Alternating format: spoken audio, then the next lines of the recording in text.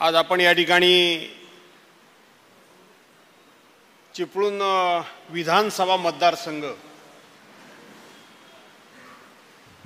आणि शाखा प्रमुखांचं एक मार्गदर्शन शिबिर आयोजित केलेलं आहे।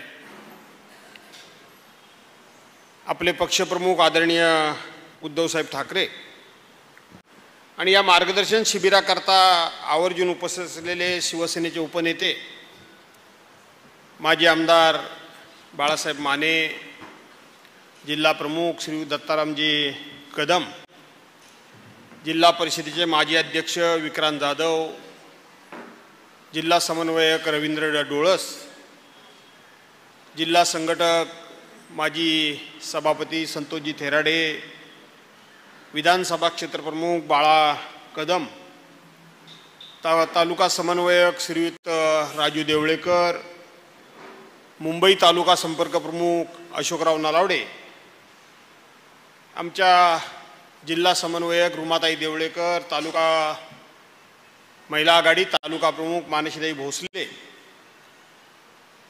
तालुका प्रमुख श्रीयुत बळीरामजी गुजर, तालुका समन्वयक सुधीरभाऊ शिंदे, चिपळूण शहर महिला आघाडी प्रमुख वैशाली शिंदे, उप जिल्हा प्रमुख धनश्री शिंदे, आपल्या अर्बन बँकेचे चेअरमन आणि माझे ज्येष्ठ सहकारी श्रीयुत मोहनशेठ मिरगल, उपस्थित सर्वच पक्षाचे महिला पुरुष युवा सेना युवती प्रमुख, पत्रकार मित्र आणि मोठ्या संख्येने उपस्थित असलेल्या बांधवांनो, भगिनींनो आणि सहकारी मित्रांनो, विधानसभेची निवडणूक होऊन गेली आणि त्याला जवळजवळ आता 9 ते 10 महिने झालेले आहेत। स्थानिक स्वराज्य संस्थेच्या निवडणुका होतील की नाही होतील अशा प्रकारचा जो संशय आणि शंका होती तो संशय आता दूर झालेला आहे। लवकरच जिल्हा परिषद, पंचायत समित्या, नगरपंचायती, नगरपालिका, महानगरपालिका या स्थानिक स्वराज्य संस्थांच्या निवडणुका देखील नक्की होणार, हे आता सुप्रीम कोर्टाच्या निर्णयानं नक्की झालेलं आहे। आणि मग ह्या निवडणुका लढून जिंकायच्या आहेत हा विचार घेऊन आपण थोडासा या विषयामध्ये अभ्यास केला। त्या परवांच्या विधानसभेच्या निवडणुकीमध्ये, आवाज कमी करा, विधानसभेच्या निवडणुकीमध्ये गावागावातून आपल्याला मतदान कमी का झालं याचा ज्यावेळेला आपण विचार केला, अभ्यास केला, त्यावेळेला वेगवेगळी कारणं जी आता समोर येत आहेत, कुठे मतांची चोरी झाली, कुठे हक्काची मतच कमी केली गेली, कुठे ईव्हीएम मशीनचा घोटाळा झाला आणि कुठे लाडक्या बहिणींचा त्या योजनेचा आपल्या मतांवर नकारात्मक असा परिणाम झाला, हे सांगितलं गेलं। आणि त्याचबरोबर प्रचंड प्रमाणामध्ये आपल्या विरोधात पैसा वाटला गेला, म्हणून आपल्या महाविकास आघाडीला खूप मोठ्या पराभवाला सामोरं जावं लागलं। शिवसेना उद्धव बाळासाहेब ठाकरे यांच्या शिवसेना पक्षाला देखील पराभवाला सामोरं जावं लागलं। पुऱ्या कोकणामधून मी एकटा जरी निवडून आलो असलो तरी माझं देखील मताधिक्य खूप मोठ्या प्रमाणामध्ये घटलं। मग असं का झालं याचा ज्यावेळेला आपण अभ्यास केला, या गोष्टीचा ज्यावेळेला आपण विचार केला की गावागावामध्ये लाडकी बहीण ह्या योजनेचा प्रभाव झालेला असताना लाडक्या बहिणीच्या मनामध्ये जो बदल झाला किंवा आपल्याबद्दल लाडकी बहीण थोडीशी आपल्यापासून दुरावली, याचा अंदाज आपल्या गावातल्या प्रमुख लोकांना आला की नाही आला?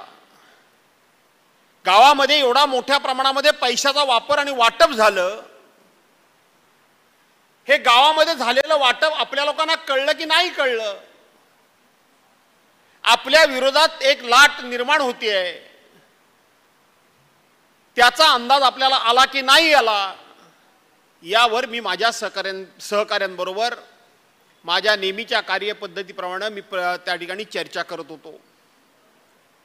आज सगळेच सांगतात लाडकी बहीण योजना आपल्याला मारक ठरली,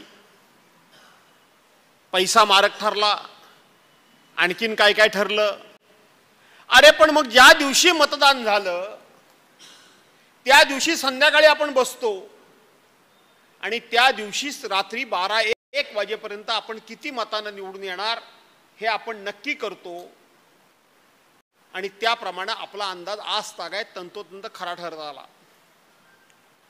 तंतोतंत खरा ठरत आला. मग या वेळेला तुम्ही आता जी कारणं सांगता आहात ती कारणं मतदान झालं त्या दिवसापर्यंत तुम्हाला कळली नव्हती का? त्याचा आपल्याला अंदाज आला नव्हता का? आपण तर आकडेवारी देऊन मोकळे झालो.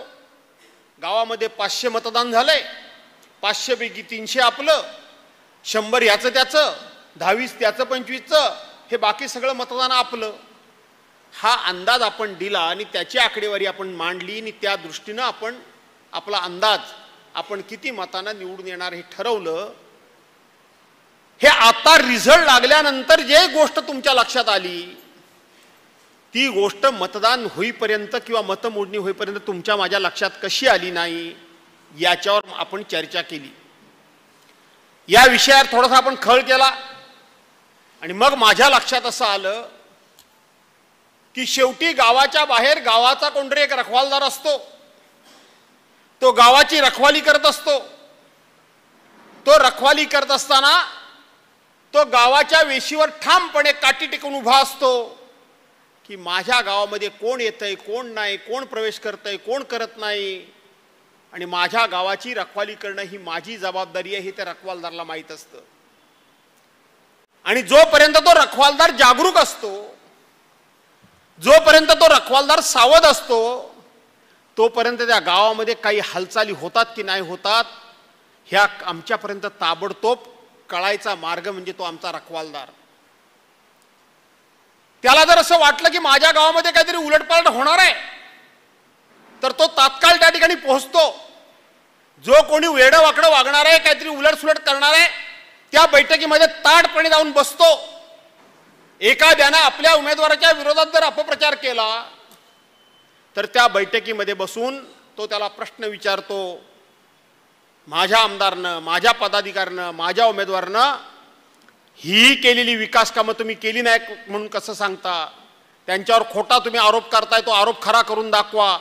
हे ताटपणे, खंबीरपणे, निर्भयपणे त्या बैठकीमध्ये जाऊन आपल्या विरोधातल्या माणसाला जाब विचारण्याचं काम तो रखवालदार करत असतो. आणि तो शिवसेनेचा एकमेव रखवालदार म्हणजे गावचा शाखा प्रमुख असतो, हे लक्षात ठेवा. गावागावात जिथे शाखा प्रमुख हा सतर्क आहे, जागरूक आहे, तो अभ्यासू आहे, तो आक्रमक आहे, तो निर्भीड आहे आणि तो निर्भय आहे, त्या गावामध्ये सहजासहजी संदीप कोलगे कोणाला शिरकाव करता येतो? करता येत नाही. त्या गावामध्ये सहजासहजी कोणाला शिरकाव करता येत नाही. आणि म्हणून मी पहिल्यांदा माझ्या मतदारसंघाची उजळणी घेतली. माझ्या मतदारसंघाची मी उजळणी केली की एक दिवस बैठक बोलावली आणि मी सांगितलं की फक्त शाखा प्रमुखांनी या, जसं की आज सांगितलंय, फक्त शाखा प्रमुखांनी या. आणि माझ्या स्वतःच्याच मतदारसंघामध्ये आलेले शाखा प्रमुख त्यांची उपस्थिती पाहिल्यानंतर मला अत्यंत काळजी वाटली की ही उपस्थिती चिंताजनक आहे.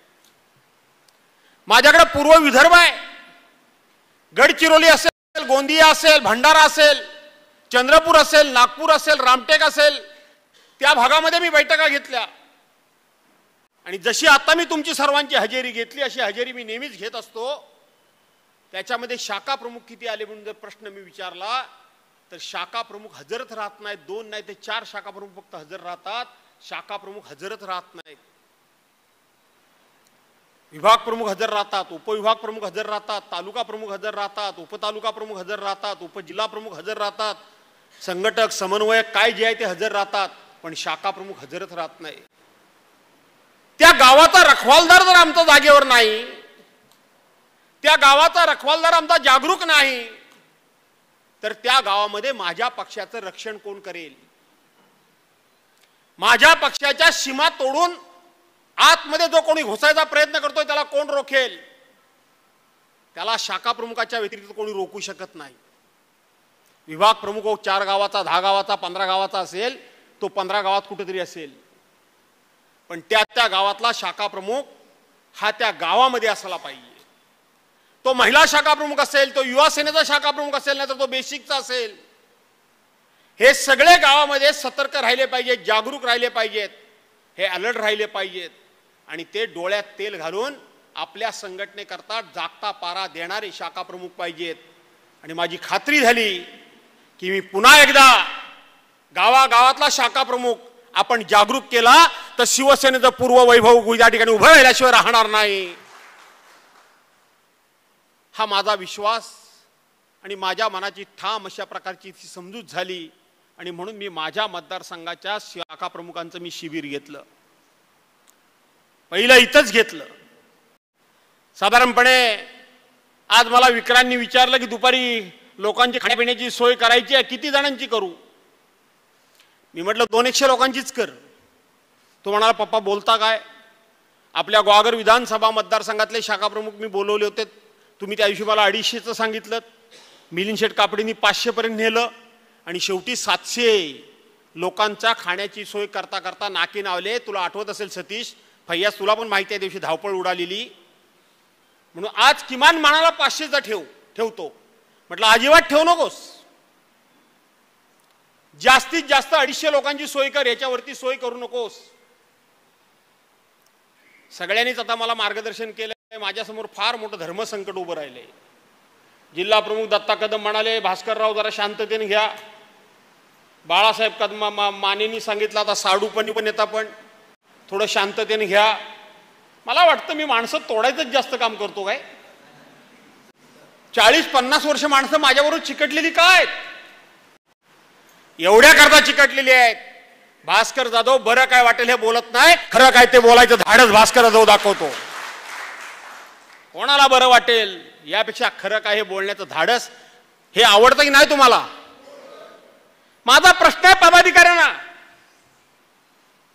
बसलेल्या सगळ्या पदाधिकाऱ्यांना, कुठल्या पदाधिकाऱ्याने येताना 4 माणसं बरोबर घेऊन आलो तेवढं सांगा. 4 माणसं पुढे घालून आणत नाही.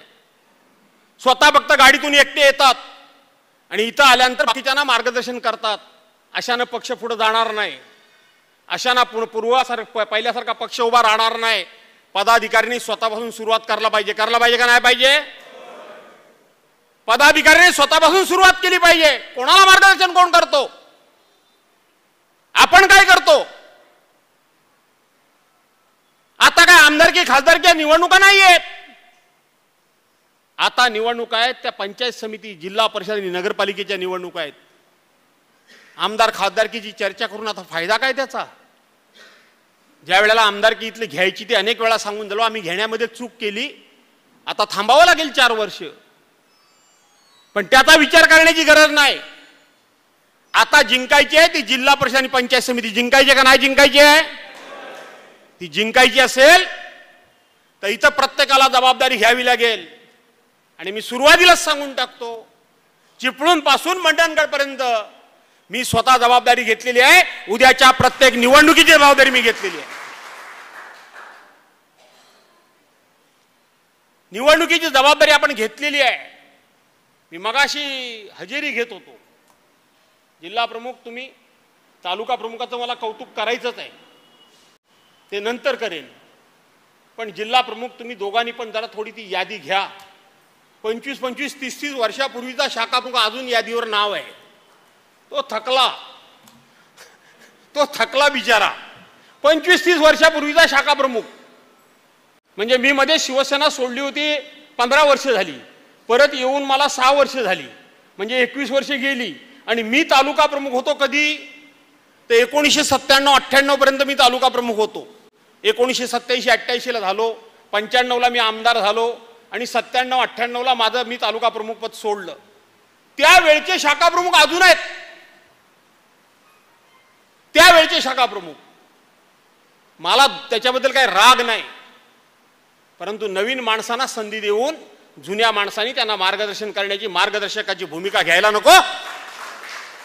मार्गदर्शकाची भूमिका घेतली पाहिजे, त्यांनी मार्गदर्शन केलं पाहिजे,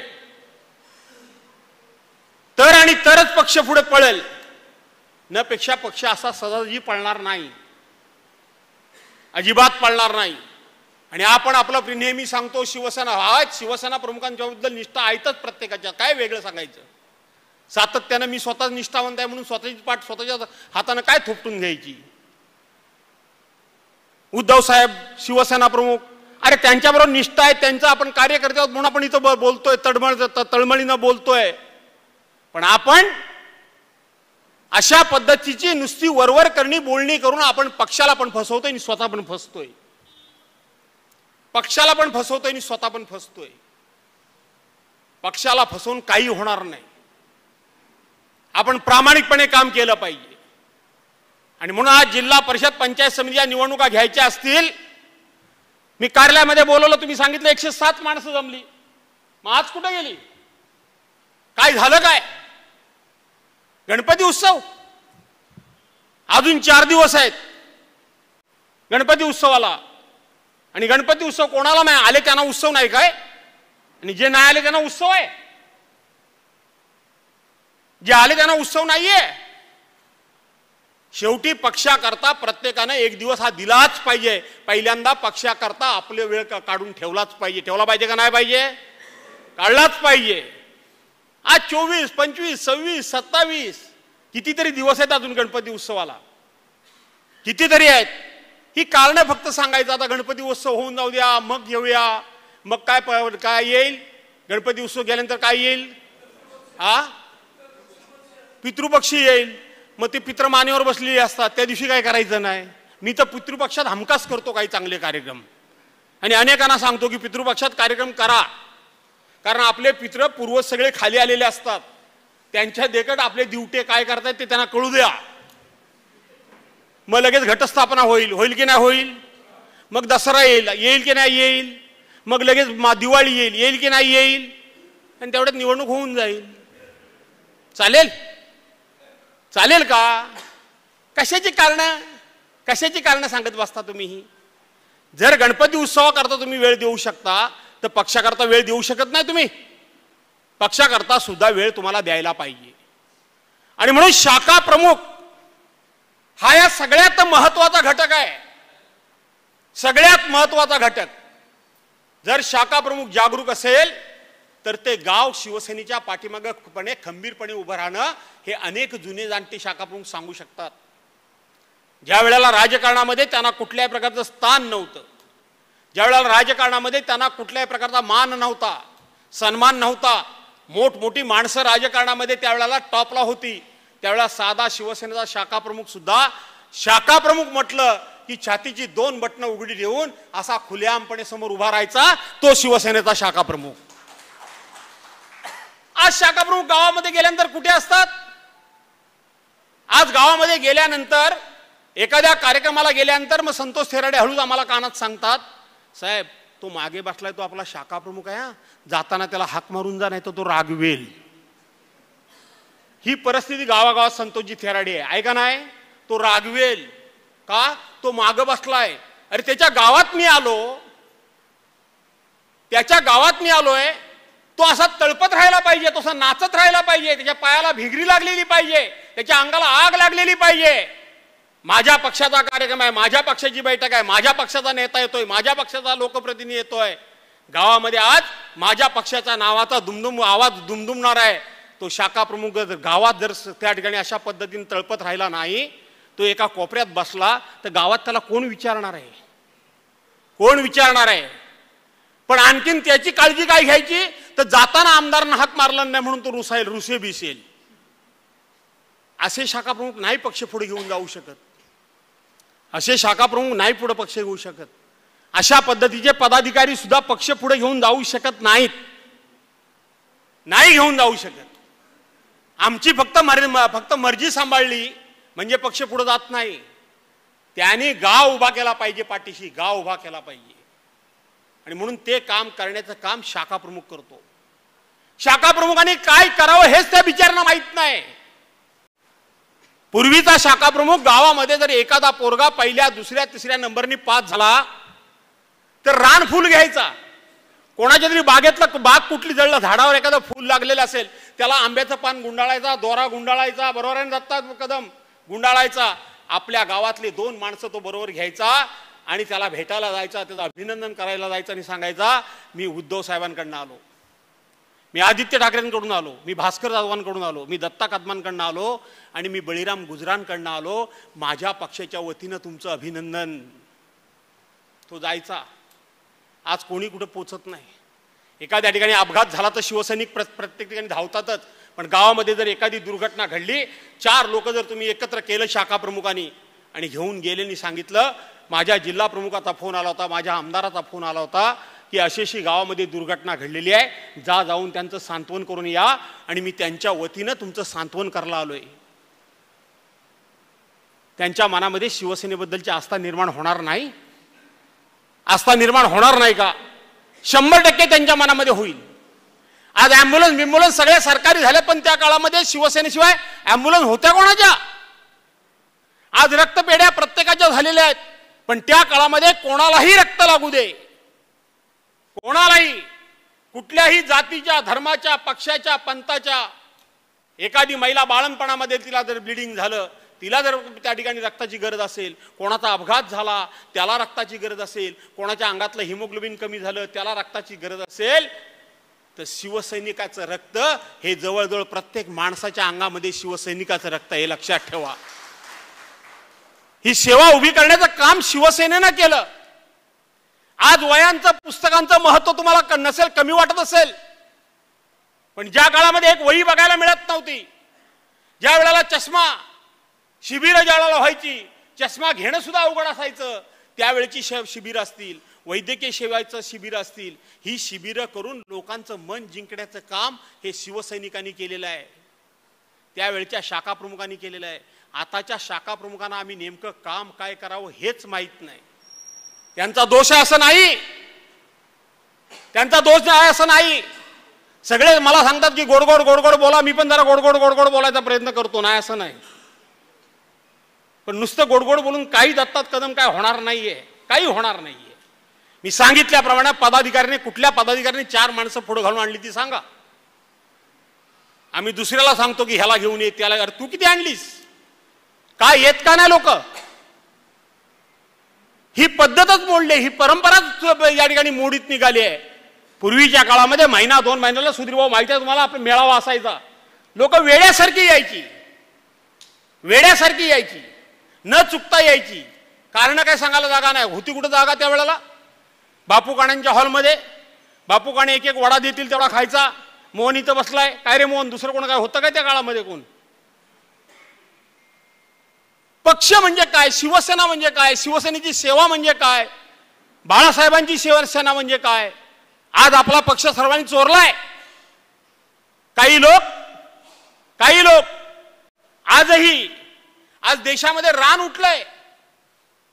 मतचोरीचा विषय देशामध्ये एवढा गाजतोय मतचोरीचा विषय, आणि त्या मतचोरीचा विषय आता जवळजवळ सत्य परिस्थिती, स्वतः निवडणूक आयोगानंच चोरलेली मतं लोकांना कळू नये म्हणून एक कायदा करायला लावला की जी मतं कायमस्वरूपी आपण जपून ठेवायची असतात ती 45 दिवसामध्ये नष्ट करा म्हणून कायदा करून घ्या. आणि केंद्र सरकारने तो कायदा केला आणि 45 दिवसाच्या नंतर आम्ही तुम्हाला मतं दाखवायला बांधील नाही म्हणून सांगून ती मतं नष्ट केली. यातून चोरी स्पष्ट झाली. केलेल्या चोरीचा पुरावाच ठेवायचा नाही.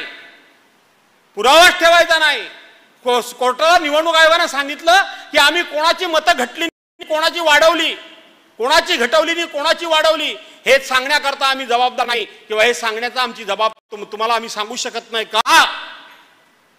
तुमच्या अंगामध्ये चोरी नव्हती ना, तुमच्या अंगामध्ये लबाडी नाही ना, मग का सांगायला तुम्हाला अडचण काय आहे?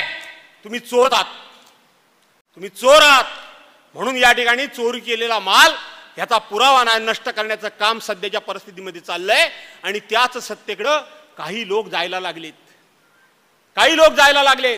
ज्यांना ईडीची भीती आहे, ज्यांना इन्कम टॅक्सची भीती आहे, ज्यांना सीबीआयची भीती आहे, ज्यांना एनआयएची भीती आहे, ते जातात. पण ज्यांचा काय काडीचाही संबंध नाही ते पण जातात. सुशिक्षित लोक ते सुद्धा जात आहेत. कशा करता जात आहे? या देशाची लोकशाही बुडवायला ज्यांनी काढली त्यांना समर्थन देण्याकरता जात आहे. कशा करता जात आहे तुम्ही? हे सगळं काय कशा करता चाललाय तुम्ही? कशा करता चाललाय? स्वार्थ स्वार्थ स्वार्थ स्वार्थ म्हणजे किती स्वार्थ असायला पाहिजे? या देशाच्या प्रती आम्ही काहीतरी देणं लागत नाही? या देशाची लोकशाही आम्हाला वाचवायला नको? या देशामध्ये जे सगळं अन्याय अत्याचारी सगळं चाललंय त्याच्या विरोधात कोणीतरी उभं राहायला नको? काल परवा केंद्र सरकारने एक बिल मांडलं. काय मांडलं? की 30 दिवस आतमध्ये कोण राहील त्याला पदावर ठेवायचा नाही. तो डायरेक्ट 30 दिवसाच्या आतमध्ये कुठेही न्याय न मागता तो पदमुक्त होईल. तो पदमुक्त होईल. का कायदा आणला माहितीये तुम्हाला? हा कायदा आणलाय उपराष्ट्रपती पदाची निवडणूक 9 सप्टेंबरला होणार आहे आणि तिथं चंद्राबाबू नायडू किंवा नितीश कुमार काहीतरी गडबड करू शकतात. त्यांना इशारा देण्याकरता हा कायदा आणलेला आहे. काय गडबड जर केलीत तर तुम्हाला आम्ही 30 दिवसाकरता आतमध्ये टाकून देऊ आणि मुख्यमंत्री वगैरे सगळं पद तुमचं जाईल. ही लोकशाही आहे. याला समर्थन आम्ही करू शकतो? काय सांगतो कायदा? काय सांगते घटना? एखाद्यावर गुन्हा दाखल झाला त्याला जेलमध्ये टाकला तर तो गुन्हेगार होत नाही. त्याची केस कोर्टामध्ये चालेल. कोर्टामध्ये चालल्यानंतर तो दोषी की निर्दोष ठरेल त्याच्यावर, म्हणजे तो गुन्हेगार आहे की नाही त्याच्यावर तो दोषी आहे की निर्दोष आहे ते ठरेल. पण हा कायदा सांगतोय की इथं दोषी बीसी सिद्ध होण्याचं काही कारण नाही. निर्दोष आहे की दोष आहे माहित नाही. 30 दिवस आतमध्ये नेऊन फक्त टाकला की संपलं काम. हा जवळजवळ हजारो लोक 30 दिवस काय 3-3, 4-4 वर्ष जेलमध्ये आहेत या सरकारच्या कारकिर्दीमध्ये. आपल्याला सगळी नावं माहित नाही. आपल्याला फक्त खासदार संजय राऊतांचं नाव माहिती आहे. आपल्याला फक्त गृहमंत्री अनिल देशमुखांचं नाव माहिती आहे. आपल्याला फक्त नवाब मलिकांचं नाव माहिती आहे. पश्चिम बंगालमध्ये किती माणसं आतमध्ये जाऊन बघा. किती माणसं आतमध्ये जाऊन बघा. विरोधी पक्षाची माणसं सकाळ संध्याकाळ आतमध्ये जात आहेत. आज महाराष्ट्राच्या मंत्रिमंडळामध्ये असलेले मंत्री, आजच्या सरकारमध्ये असलेले आमदार, खासदार, या प्रत्येकाच्या पाठीमागे चौकशीचा ससेमिरा लागला होता की नव्हता? या सगळ्यांना भ्रष्टाचारी म्हणून भारतीय जनता पार्टीनं त्या काळामध्ये त्यांच्यावर आरोप केले होते का नव्हते? ते सगळे तिकडे गेले. सगळे तिकडे गेले.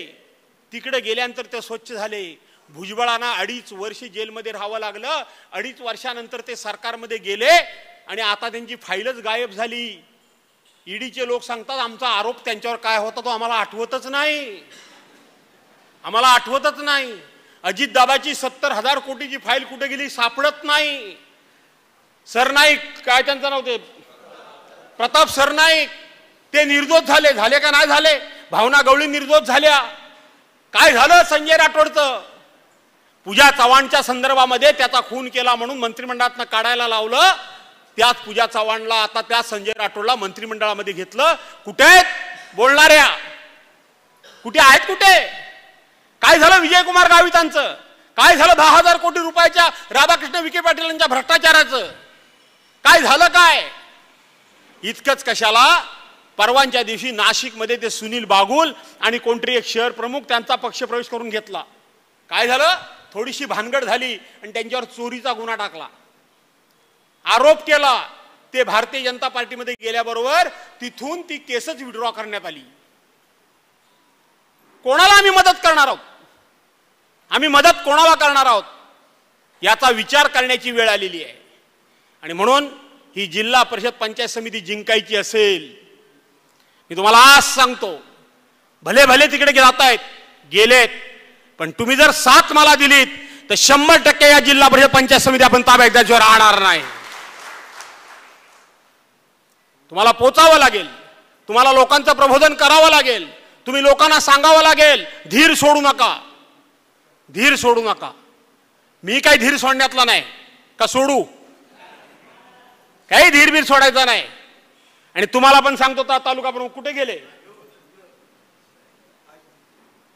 हे गुळमुळीत काय जे तुमचं चाललंय ना, नाही हो ते साहेब जरा ते गौर आली, गणपती आला, मग आता कसं काय जमली लोक? म्हणजे वेळेवर यायला शिकलं पाहिजे. गौर आली, गणपती आली, रागवून चालणार नाही. काय करायला लागेल? रोज पाठीवर हात फिरवायला लागेल. मग काय होईल? होणार आहे काय? मला तर वाटतं जो काम करेल त्याला जवळ ठेवा, काम नाही करेल त्याला मोकळा करून टाका. चला, असं जर कोणाला वाटत असेल की माझ्याशिवाय काही चालणार नाही, हे असं नाही करून चालत. कुठलंही संघटन, कुठलाही व्यापार, कुठलाही व्यवसाय, कुठलाही पक्ष, कुठलंही कुटुंब ही सडेतोड भूमिका घेतली तरच. नाही तर मग भिडे आता परवा खोत बोललो, आता भिडे म्हणल्यानंतर भिडे जिडतील. मी आमचंच नाव घेतलं म्हणतील. असं होतं का माने? महिलांच्या बाबतीत सुद्धा तुम्ही भाषण जोरात करता मॅडम. आल्याबरोबर बघितलं किती महिला होत्या? कुठं होत्या? सगळ्या गणपतीला गेल्या. आपण गणपती झाल्यानंतर मीटिंग करू, मग बघू किती येतात त्या. असं नसतं. गणपतीने काय कुठला आलाय, गणपतीने कुठला आलाय काय? गणपती आहे, तो आहेच घरात, तो येणारच आहे. जे आले त्यांच्या घरात गणपती नाही काय नाही. कुठे आहेत उपजिल्हा प्रमुख? कुठे आहेत महिला तुमच्या? कुठे आहेत शहर प्रमुख? कुठे आहेत तुमच्या महिला? आहेत कुठं? प्रत्येक पदाधिकारी शिंगल येतो. शिंगल 4 माणसांना पुढे घालून आणायचं काम करत नाहीत. हे काय कोणाचं लग्न नाहीये, पक्षाचं काम आहे. 4 माणसांना पुढे घालून आणलं पाहिजे, चला म्हटलं पाहिजे. कुणी म्हणायचं नाही. म्हणायला फक्त मला उमेश खतातीला धन्यवाद दिले पाहिजेत. त्याचे युवा सेनेचे तरुण मोठ्या प्रमाणामध्ये आहे, ते मला मान्य करायला हवं. बळीराम गुजर, तुमचं काम अतिशय चांगलं आहे. वाटला होता साधा शाखा तालुका प्रमुख आहे, पण खऱ्या अर्थानं शिवसेना प्रमुखांच्या विचारानं भारीच झालेला तालुका प्रमुख आहे. दत्ता कदम आणि हे बळीराम गुजर अतिशय चांगले पदाधिकारी या भागाला मिळालेले आहेत. स्वतः प्रत्येक ठिकाणी जातोय, स्वतः प्रत्येक ठिकाणी दखल घेतोय, स्वतः प्रत्येक गोष्टीची नोंद घेतोय. मी बघितलं परवांच्या दिवशी सुद्धा कुठेतरी कोणाची दरड कोसळली, तालुका प्रमुख तिथे हजर आहे. पूल कोसळला, तालुका प्रमुख तिथे हजर आहे. आणि अतिवृष्टी झाली, तालुका प्रमुख तिथे हजर आहे. मी बघतोय स्वतः. पण तालुका प्रमुख म्हणून जरा वावरा, नुसते कार्यकर्ते वावरून काय फायदा नाही. तालुका प्रमुख म्हणून थोडंसं, तालुका प्रमुख म्हटल्यानंतर त्याचा मान सन्मान असतो की नसतो? त्या भागातले शाखा प्रमुख कुठे आहेत? त्या भागातले पदाधिकारी कुठे आहेत? विचारा, संधी द्या. माझ्याबरोबर काम करायचं असेल तर मी आताच सांगतो तुम्हाला. दत्ता कदम जरी म्हणाले भास्कररावांपासून लोक लांब राहतात, लांब नाही राहत, घाबरतात. मला घाबरायलाच पाहिजे का नको? हाय, आपले येतात सावकाश कधीतरी. सगळी मीटिंग अर्धी संपल्यानंतर मग येणार. पदाधिकारी जर असे वागायला लागले तर बाकीच्या लोकांनी कसं वागायचं? आणि म्हणून मला शाखा प्रमुखांची पुन्हा एकदा, मी आता रजिस्टर बघितलं, 47 शाखा प्रमुख तुमच्या आलेले आहेत. 47 जणांच्या सह्या फक्त आहेत. शाखा प्रमुख हा तुम्ही चार्ज करा. शाखा प्रमुखाला बाळासाहेब तुम्ही म्हणता त्या पद्धतीनं तुम्ही जा वाडीवर. माझं काय म्हणणं नाही, तुम्हाला मोकळी काय सर्वांना. पण जिल्हा परिषद पंचायत समिती जिंकायची असेल तर मला असं वाटतं आपल्याला आपले पदाधिकारी ह्यांना कुठेतरी चार्ज करावंच लागेल. नपेक्षा काही परिस्थिती चांगली नाही, नपेक्षा परिस्थिती चांगली नाही. हे आपण आपल्याला फसवतोय, आपण पक्षाला फसवतोय, आपण पक्षप्रमुखांना फसवतोय. आणि म्हणून आजचं शिबिर हे शाखा प्रमुखाचं महत्व. शाखा प्रमुख हा किती महत्वाचा घटक आहे. शाखा प्रमुखामुळं पक्षाला कसं यश मिळू शकतं. शाखा प्रमुख जर चांगला असेल तर त्या गावामध्ये आपलं स्थान किती बळकट असू शकतं. शाखा प्रमुख जर सतर्क असेल तर गावामध्ये होणाऱ्या सगळ्या घटना आहेत व त्या आमच्यापर्यंत कशा पोचू शकतात आणि त्याच्यावर आम्ही मार्ग कसा काढू शकतो हे सांगण्याकरता म्हणून आजच्या शाखा प्रमुखांना या ठिकाणी बोलवलेलं आहे. आजचं शाखा प्रमुखांना बोलवलेलं आहे. कार्यालयामध्ये परवा बसायला जागा नव्हती. हे जसं खरं आहे तशाच पद्धतीनं आपण सांगितलं होतं की गर्दी नको, फक्त शाखा प्रमुख पाहिजेत. त्यातून तुमच्या हे लक्षात आलं असेल की शाखा प्रमुख किती ऍक्टिव्ह आहेत. जिल्हा प्रमुख लक्षात घ्या, शाखा प्रमुख किती ऍक्टिव्ह आहेत हे तुमच्या लक्षात आलं असेल. आणि ते तुमच्या लक्षात यावं म्हणून गर्दी काय, भास्कर दोन्ही मिटिंगला बोललो की गर्दी होते का नाही होते, त्यातून काही फायदा होत नाही. गर्दीपेक्षा आमचे पदाधिकारी हे किती ऍक्टिव्ह आहेत ते आम्हाला बघणं गरजेचं आहे. आणि म्हणून आज या ठिकाणी आपल्या सर्वांना बोलवलं. गणपतीच्या आपल्याला शुभेच्छा तर देतोच, गणपतीच्या तुम्हाला शुभेच्छा देतोच, परंतु या गणपतीच्या निमित्तानं आणखीन एक सगळ्यांनी महत्त्वाचं काम करायला पाहिजे. जे मी माझ्या मतदारसंघामध्ये सुरू केलंय, जे पूर्व विदर्भामध्ये सुरू केलंय. पूर्वी शाखा प्रमुखाचं गावागावामध्ये बोर्ड असायचा, शाखेचा असायचा की नाही रे? आता कुठल्या गावात शाखेचा बोर्ड आहे दाखव रे, जरा एकानं हात वर करा रे, एकानं हात वर करा. कुठलं गाव आहे बाबा तुझं? ते माझ्या मतदारसंघातलं आहे म्हणून ते झालं आता बोर्ड. चिपळूण मतदारसंघातलं कुठल्या गावामध्ये बोर्ड आहे? क्षेत्र प्रमुख तुमचंही काम काय ते लक्षात घ्या. मतदारसंघाचे प्रमुख आहात तुम्ही. एका गावात शाखेचा बोर्ड नाही. पूर्वी गावागावामध्ये शाखेचा बोर्ड असायचा की नसायचा? शाखेचे बोर्ड तालुका प्रमुख करायला तुम्ही देऊ नका, तुम्हाला आम्ही पण देणार नाही. आम्हाला कोण काही देत नाही तर आम्ही तुम्हाला कुठलं काय द्यायचं? इतकी वर्षात जो आम्हाला कोणी 5 पैसे दिला नाही तर आम्ही कुठले तुम्हाला द्यायचे? आणि तुम्ही सुद्धा देऊ नका. ह्या ना काय तुम्ही लगेच मोहीम काढाल, शाखा प्रमुखांना बोर्ड मी देतो. नाही, एक बोर्ड शाखा प्रमुख बनवू शकत नाही. एक बोर्ड बनवू शकतो की नाही शाखा प्रमुख? त्यांनी बनवलाच पाहिजे, तर त्या बोर्डाबद्दलची त्याची आत्मीयता राहील, तर त्या बोर्डाचं त्याला महत्त्व कळेल, तर त्या बोर्डाप्रती त्याला प्रेम राहील. आणि आता तर कोण हात लावतच नाही, पण जर का कोणी हात लावायची मस्ती जर केली तर तो त्याचा हात धरला पुढे सरसावेल, नपेक्षा तो पुढे सरसावणार नाही. कारण विकृती आहे आणि नुसता टेकायचं आहे असं नाही आहे. स्वतःच्या खिशातले 5-25 रुपये काढा, कोण येईल त्याच्याकडे 10-20 रुपये मागा. तुम्हाला कळू दे ते 200 रुपये गोळा करण्याकरता मला काय करावं लागलं. गावागावातून शाखा प्रमुख, त्याच्यावर 3 पहिले फोटो असलेच पाहिजेत. साहेबांचा फोटो, उद्धव साहेबांचा फोटो, आदित्य साहेबांचा फोटो, त्यावर वाघाचं चिन्ह असलंच पाहिजे. असायला पाहिजे का नको? वाघ नको काय? आणि मशाल ही आपली कुठली मशाल आहे ती लक्षात घ्या. माझ्याही मतदारसंघामध्ये काही लोकांनी चुकीच्या मशाली टाकलेल्या आहेत. मशाल जी आता मिळालेली आहे पक्षाची ती मशाल ही असली पाहिजे. आणि मग खाली तुम्हाला कोणाचा फोटो टाकावासा वाटला तर टाका, त्याच्यामध्ये शाखा प्रमुखाचं नाव असलं पाहिजे, त्याचा फोन नंबर पण असला पाहिजे. शाखा प्रमुखांना आपला मोबाईल नंबर दिला पाहिजे. आणि दर 4 महिन्यात मोबाईल बदलू नका. बरोबर आहे की नाही? दर 4 महिन्यांनी मोबाईल नंबर बदलू नका. जे आहेत ते मोबाईल ठेवा. अशा पद्धतीचं काम करा. उद्याच्या गणपतीला चाकरमानी यायला लागलेले आहेत. चाकरमान्यांना भेटा.